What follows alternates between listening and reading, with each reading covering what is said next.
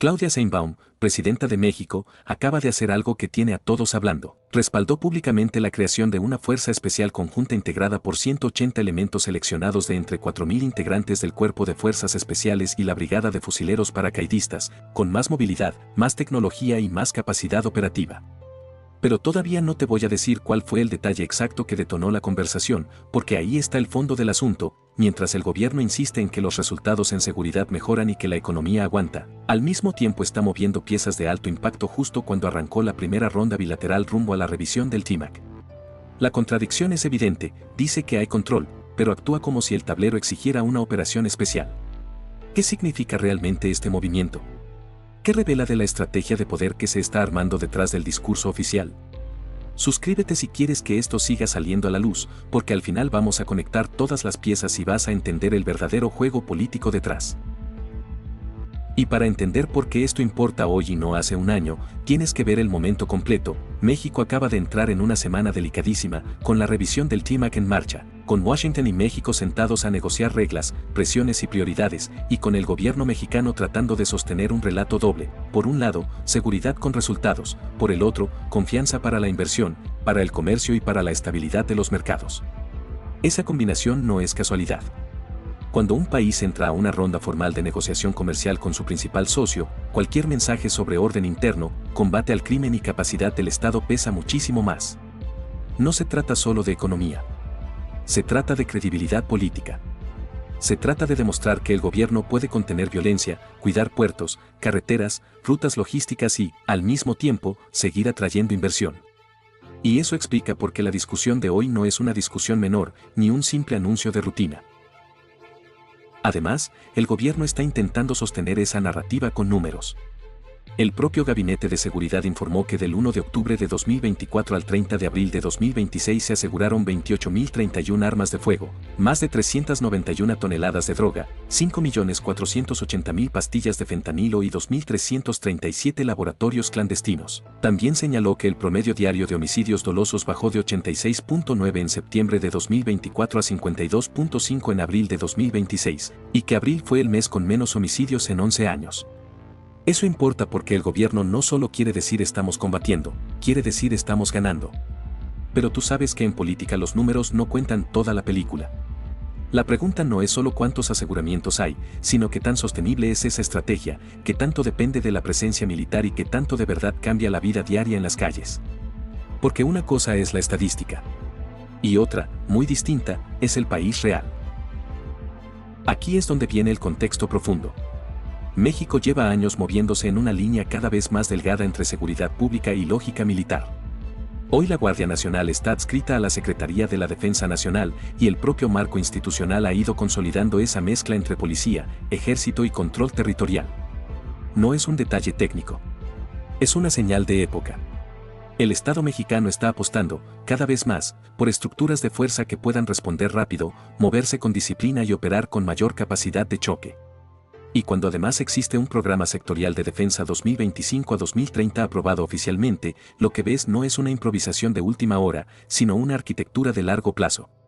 Por eso esta historia no puede leerse como simplemente compraron equipo o simplemente formaron un grupo nuevo. No. Lo que está pasando es mucho más grande, el Estado está reforzando su músculo coercitivo justo en el momento en que necesita demostrar control interno y fiabilidad externa. Y aquí entran los nombres que sí tienes que tener claros. Claudia Sheinbaum representa la continuidad política del proyecto que prometió seguridad con inteligencia, coordinación y cero corrupción. Omar García Harfuch encarna la vertiente operativa, la mano dura con lenguaje técnico, y el general Ricardo Trevilla simboliza el peso creciente de la defensa en la seguridad nacional. Cada uno cumple una función distinta en el tablero. Sheinbaum da el marco político. Harfuch pone el discurso de resultados. Trevilla sostiene la capacidad de fuerza. Cuando los tres se alinean, el mensaje es obvio, el gobierno quiere que percibas orden, mando y control. Pero también quiere blindarse contra dos cosas al mismo tiempo, la presión del crimen organizado y la presión de Estados Unidos, que siempre mira a México con una mezcla de necesidad comercial y exigencia de seguridad. Y por eso hoy importa tanto lo que se anunció, lo que se dijo y, sobre todo, lo que se dejó entrever. Ahora sí, antes de seguir, escucha esto con calma, porque aquí está el punto de entrada para entender todo lo demás. Si esto que estás viendo te resulta útil para entender la política que los medios no explican, suscríbete al canal. Cada semana seguimos desarmando estas historias pieza por pieza. Y lo necesitamos justo ahora, porque en esta historia no solo hay seguridad, hay comercio, hay fronteras, hay crimen, hay inversión y hay una disputa por el control del relato. Lo que viene no se entiende con una sola nota ni con un solo titular. Se entiende viendo cómo encajan todas las piezas. Y eso es exactamente lo que vamos a hacer. A principios de la semana, desde Palacio Nacional empezó a tomar forma la parte más visible del anuncio. Se explicó que, de 4.000 elementos que integran el Cuerpo de Fuerzas Especiales y la Brigada de Fusileros Paracaidistas, se eligieron 180 para una fuerza conjunta de élite. No es cualquier cifra. No es un detalle administrativo. Es una selección muy cerrada, casi quirúrgica, de personal considerado de alto nivel para tareas específicas. La narrativa oficial insistió en que se trata de gente con capacidades superiores, formación especializada y equipamiento tecnológico reforzado. Dicho en palabras simples, no están armando una tropa más, están concentrando lo mejor que tienen para que actúe como punta de lanza. Y eso cambia la conversación. Porque cuando el Estado concentra sus mejores activos en una sola unidad, es porque reconoce que el problema frente a él no se resuelve con respuestas rutinarias. El jueves por la mañana, la explicación se volvió todavía más clara. Se habló de vehículos, aeronaves, helicópteros, drones y equipamiento de última generación para esa fuerza especial. El mensaje fue político, pero también simbólico. El gobierno quiere que se vea una capacidad de respuesta moderna, no improvisada, y que se entienda que esta nueva unidad no depende de ocurrencias, sino de selección, entrenamiento y tecnología. Hasta aquí, podría parecer una medida de rutina. Pero lo que pasó a continuación cambió la lectura completa. Porque ese mismo día arrancó formalmente la primera ronda bilateral rumbo a la revisión del TEMEC, del 27 al 29 de mayo, y el tema dejó de ser solo militar para convertirse también en un mensaje hacia afuera. México no solo estaba hablando de seguridad. Estaba hablando de estabilidad para el comercio y para la inversión. ¿Casualidad? No. En política casi nunca lo es. Poco después, la Secretaría de Economía volvió a poner la lupa sobre la relación con Estados Unidos. Marcelo Ebrard apareció como el rostro técnico de la negociación y, en paralelo, el gobierno subrayó que el proceso de revisión del tratado ya estaba en marcha. Y aquí hay algo que no puedes perder de vista: en un momento así, cada gesto importa. Cada anuncio de seguridad, cada operativo, cada dato sobre homicidios, cada señal de control territorial termina entrando al mismo archivo político. Porque la negociación comercial no ocurre en el vacío, ocurre en una región donde Washington quiere cadenas de suministro confiables, rutas logísticas seguras y menos sorpresas. Entonces, cuando el gobierno mexicano muestra fuerza operativa y habla de combate al crimen, también está diciendo: podemos cuidar el tablero. Ese es el subtexto. Y si no lo lees, te pierdes la mitad de la historia. Horas después, la narrativa oficial volvió a insistir en los resultados. Se habló de empleo, de ocupación, de pobreza laboral y de una economía que, al menos desde el discurso gubernamental, sigue resistiendo. De acuerdo con la propia conferencia presidencial del 27 de mayo, entre el primer trimestre de 2025 y el primer trimestre de 2026 se sumaron 552.000 personas al empleo y la población ocupada alcanzó 59.6 millones. Ese tipo de dato no aparece por accidente en una jornada así. Se coloca para sostener una idea: el país no está desbordado, el gobierno sí tiene capacidad y la estrategia sí produce efectos. Pero aquí conviene hacer una pausa, porque la política mexicana tiene una costumbre vieja: convertir cualquier cifra positiva en prueba absoluta, como si un dato limpio borrara todos los problemas de fondo. No los borra. Solo nos dice que hay algo de alivio en la superficie. La pregunta real es cuánto aguanta esa superficie cuando debajo siguen los conflictos estructurales. Y antes de entrar a la parte más oscura de esta historia, si estás cansado de que la corrupción siempre quede impune, suscríbete. Porque lo que viene ahora es exactamente lo que nadie quiere que sepas. La primera capa pública dice que todo esto es coordinación entre defensa, marina, seguridad, economía y presidencia. La versión oficial afirma que no hay improvisación, que los operativos están mejor focalizados y que la nueva fuerza especial es una herramienta más dentro de una estrategia integral. Y, honestamente, eso sería defendible si el país ya estuviera en una situación estable. Pero no lo está. Entonces la pregunta cambia: ¿es solo una mejora técnica o es la admisión de que el Estado necesita una unidad de élite porque la presión criminal, el contrabando y la disputa por territorio siguen demasiado vivas? Esa es la diferencia entre el discurso y la realidad. La segunda capa es la que casi nadie dice de frente. Según la lectura política más dura, esta fuerza especial no solo sirve para combatir delincuentes, también sirve para mandar un mensaje a socios comerciales, inversionistas y autoridades extranjeras. Tenemos capacidad, tenemos control, podemos operar, podemos cuidar puertos, carreteras y zonas críticas. En otras palabras, el Estado necesita demostrar gobernabilidad. Y eso explica por qué la seguridad, la economía y el comercio están ahora en la misma conversación. Lo que muchos no ven es que el gobierno no está administrando una sola crisis, sino varias al mismo tiempo: crimen organizado, huachicol fiscal, presión migratoria, revisión del tratado, tensiones con Estados Unidos y la necesidad de sostener crecimiento sin perder legitimidad. Cuando todo se junta, el lenguaje cambia. Ya no basta con decir vamos bien. Hay que mostrar músculo. Y aquí es donde la nueva fuerza especial deja de ser solo un anuncio operativo y se convierte en una pieza de narrativa política. Pero hay una contradicción que no puedes ignorar. El mismo gobierno que habla de una estrategia civil, coordinada y eficiente, sigue descansando cada vez más en estructuras militares. La Guardia Nacional está bajo Sedena, el despliegue operativo depende de la lógica castrense y el discurso de seguridad se apoya en operaciones de alto impacto, detenciones, laboratorios destruidos y aseguramientos. Es decir, la administración insiste en que no se trata de militarizar por militarizar, pero la realidad institucional dice otra cosa: el centro de gravedad del combate al crimen se ha movido cada vez más hacia las Fuerzas Armadas. ¿Es una contradicción? Sí. ¿Es nueva? No. ¿Es políticamente funcional? También. Y por eso, aunque el gobierno la presente como modernización, muchos la leen como una confirmación de que el Estado sigue buscando soluciones de guerra para problemas de tejido social, corrupción y mercado ilegal.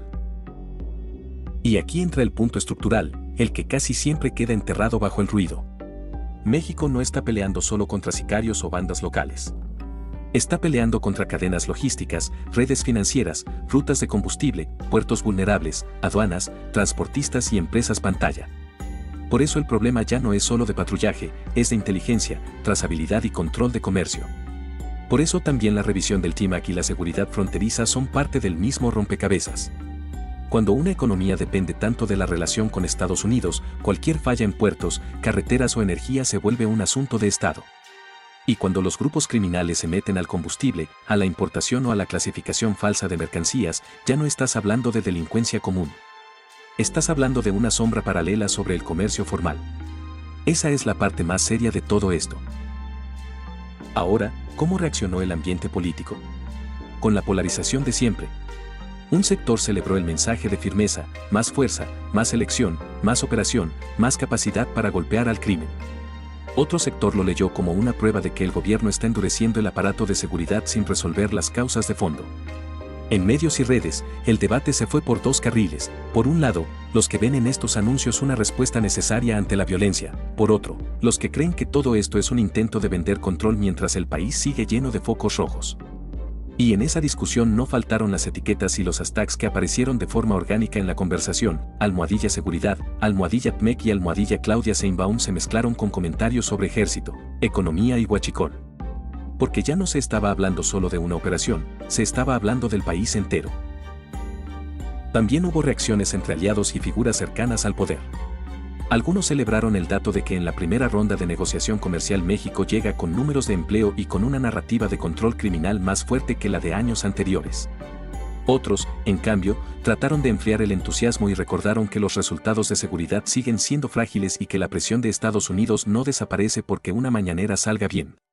Lo interesante es que hasta dentro del mismo campo oficialista hay distintas velocidades: una cosa es presumir el dato y otra sostenerlo en el tiempo.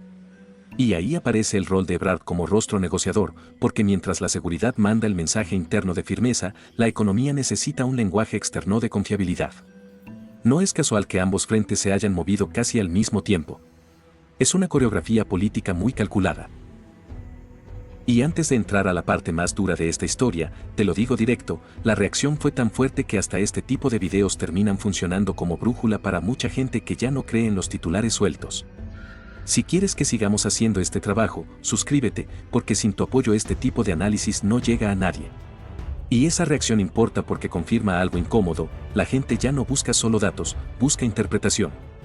Quiere saber qué significa cada anuncio, qué se oculta detrás de cada operativo, qué relación tiene una medida de seguridad con una negociación comercial y por qué una historia de huachicol termina tocando al mismo tiempo la política, el dinero y el poder. Ese es el centro de la conversación. Aquí viene el patrón de fondo. No es la primera vez que vemos a un gobierno mexicano resolver su crisis de imagen con una mezcla de fuerza, cifras y control narrativo. Ha pasado antes con operativos de alto impacto, con detenciones muy visibles, con golpes al crimen presentados como señales de Estado y con gobiernos que, al mismo tiempo, buscan convencer a los mercados de que México sigue siendo un destino estable. La diferencia hoy es que la presión está multiplicada. Ya no solo se trata de seguridad interna, también se trata de cadenas globales de suministro, revisión del tratado, inversión extranjera, energía y comercio transfronterizo. Por eso el patrón se repite, pero ahora con más velocidad. El gobierno necesita mostrar eficacia en todos los frentes a la vez. Y eso suele empujar a los estados a usar más fuerza, más coordinación y más narrativa de. Especialistas en seguridad y en derecho público suelen advertir que cuando un país normaliza demasiado la lógica militar, el riesgo no es solo operativo. El riesgo es institucional. Porque cada vez que el ejército absorbe más funciones, la línea entre emergencia y normalidad se borra un poco más. Y eso, a la larga, cambia el equilibrio del Estado. México ya vive esa tensión. La Guardia Nacional está bajo defensa. El combate al crimen se mide por aseguramientos, laboratorios desmantelados y detenciones. Y, mientras tanto, la política se acostumbra a celebrar como triunfo lo que en realidad también revela una fragilidad persistente.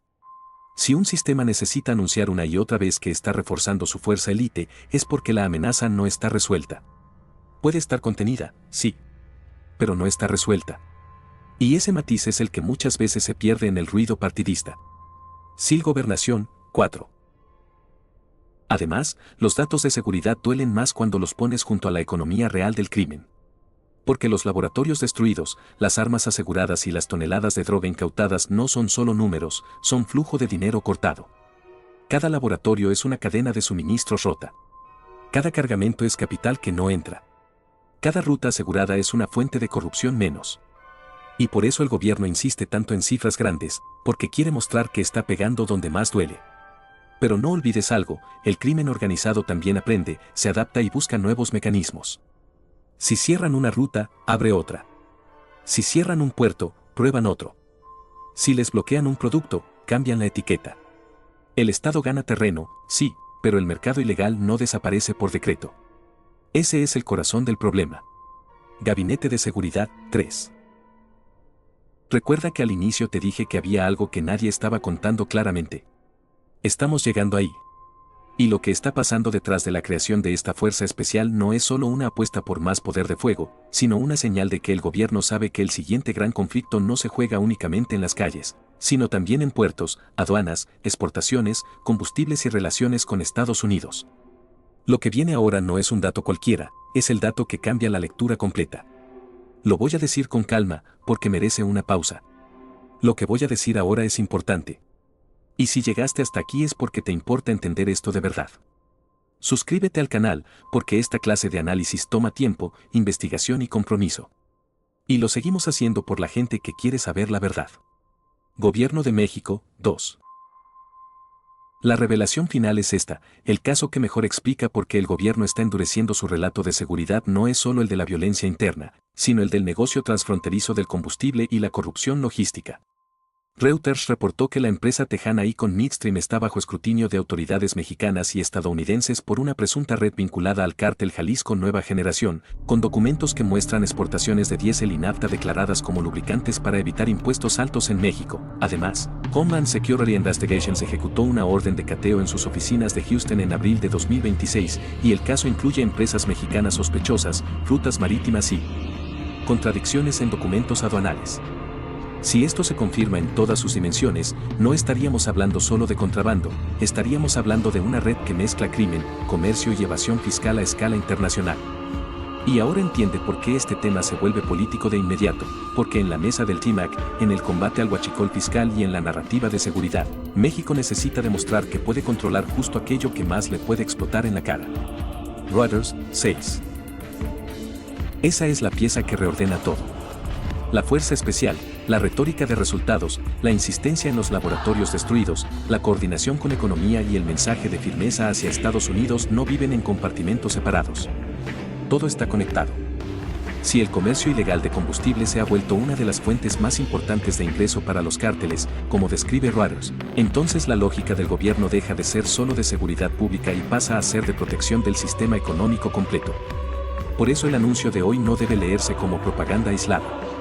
Debe leerse como una respuesta a una amenaza híbrida, crimen organizado, presión comercial, contrabando, fronteras y legitimidad política al mismo tiempo. Y lo más grave de todo es que, si el Estado no logra sostener esta ofensiva con inteligencia real y no solo con espectáculos de fuerza, el problema se va a mover de lugar, pero no va a desaparecer. Gabinete de Seguridad 3. Al final, lo que queda claro es que México está entrando en una etapa donde la seguridad ya no se puede separar de la economía ni de la negociación internacional. La pregunta no es solo si esta nueva fuerza especial va a funcionar. La pregunta es si el Estado podrá sostener una estrategia que combine fuerza, legalidad, control territorial y confianza para invertir al mismo tiempo. Porque si no puede, entonces todo esto se convierte en una gran puesta en escena con números impresionantes pero problemas intactos. Y esa es la parte incómoda que nadie quiere discutir con honestidad. ¿Crees que este endurecimiento es una señal de fortaleza real o una respuesta desesperada para sostener el relato?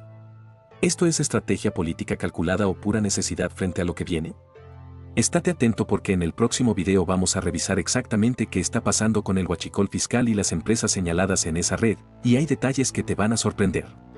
Si este video te ayudó a entender lo que los medios no dicen, compártelo con alguien que necesite verlo. Dale like si crees que este análisis vale la pena. Y suscríbete si quieres que esto siga saliendo a la luz. Reuters 6.